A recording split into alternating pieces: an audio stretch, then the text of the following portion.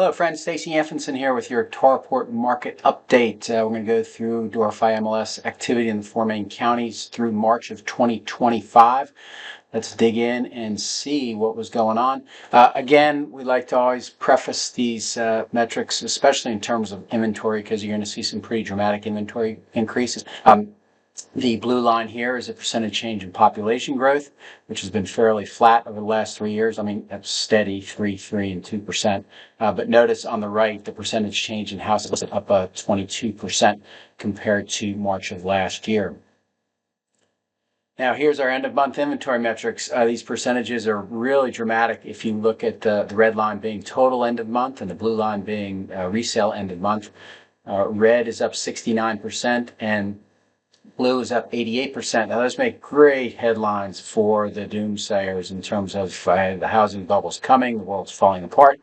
But as I always like to illustrate to those listening to this, go back to 2008, and you can see that our end-of-month inventory is 58% down below where it was then. It's just incredible what happened between 2008 and 2022 in terms of end-of-month inventory. So we're not even close to where those numbers are. So don't panic when you see these, you read these percentage inventory increases.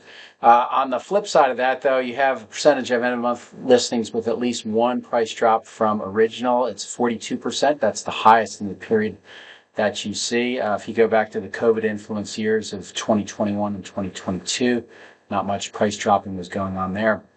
42% is a lot, but it's an important thing to do. If the sellers did not drop price, we'd have a stuck market. So once again, it's really important for the listing agents and the sellers to get on the same page in terms of market conditions to price the house correctly. Pending listings, not too much good news here.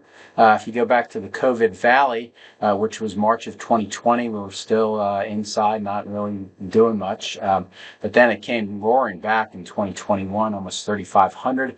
It's been on a downward trend since then. But if you just look at the last 3 years, we were 2672, 2632, and 2606. That's pretty much a flat market in terms of pending. So we'll take that as a positive and not necessarily a negative. Here's our sold listings. Sold listings in March of this year were down 4% compared to March of last year. And if you look at the 18-year March average, March of this year was down 8%. So not necessarily good news. A lot of reasons for that. You can blame inventory. You can blame house prices.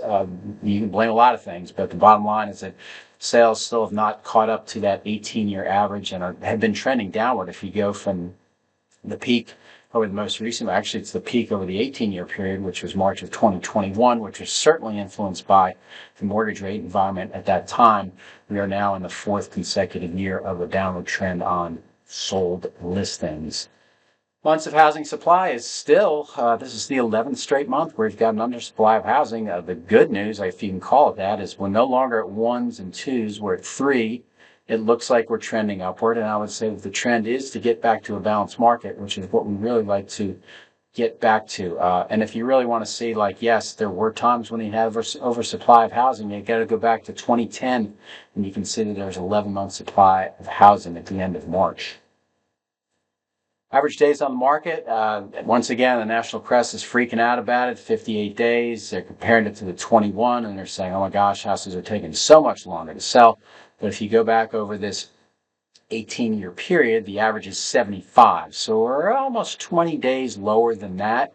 Once again, go back in time and you can see that in 2012, the peak was 128 days average. That's all listings. And you look at these numbers and you go, wow, what was going on back then? 2 words, the Great Recession. So anyway, average overall resale prices still rocking and rolling. The red is the resale sales price. The blue is the overall average sales price, and the 75% increase in the red bar compared to the where we were back in 2019 is really the first March where the average resale price was above the average new construction price, and that's specifically due to the lack of resale inventory.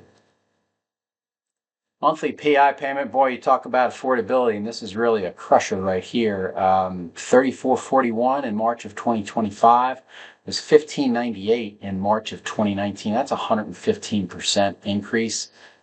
There's not. It is kind of amazing to me that we still, you can blame the lower sales on this as well, but it's almost a $2,000 increase from March of 2019 to March of 2025. There's not a lot of people that can afford a $2,000 monthly increase in anything. So that is certainly headwinds. The good news, though, if you look at where it was in March of last year, it was $36.51, so it's down $200. It's certainly due to the interest rate environment dropping below 7% during the first quarter of this year. Sales to original list price ratio, I'm going to harp on this again. The market reacts in brackets of 10 days as DOM increases, discount from the original list price increases. And you can see that here, 0 to 10 days all the way on the left at 100%. And then all the way, if you want to hang on to your house for 120 days, you're going to have a 14% discount. So really like and encourage that the listing agents share this with their sellers when they're at the listing presentation and give them an idea that, yes, the market moves in 10-day increments. As fast as that seems, that's what the data indicates.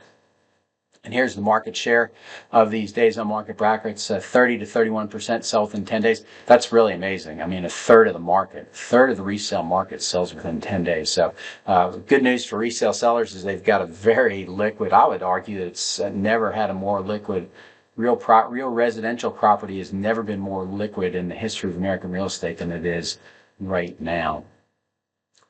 All right, so to wrap things up, bullet point number 1, end of month inventory is trending up. It's down compared to the peak. Bullet point number 2, the increase in price drop listings is reviewed as a positive. Sellers are losing some pricing power. Number 3, March pending listings trending flat over the past 3 years. Number 4, house price metrics are still increasing. And number 5, again, buyers discern list price in 10-day increments and discount each bracket as days on market increases. So that's going to wrap it up. Here is certainly want to give you a thumbs up, or give me a thumbs up on this if you like it. Subscribe to the Torreport YouTube channel.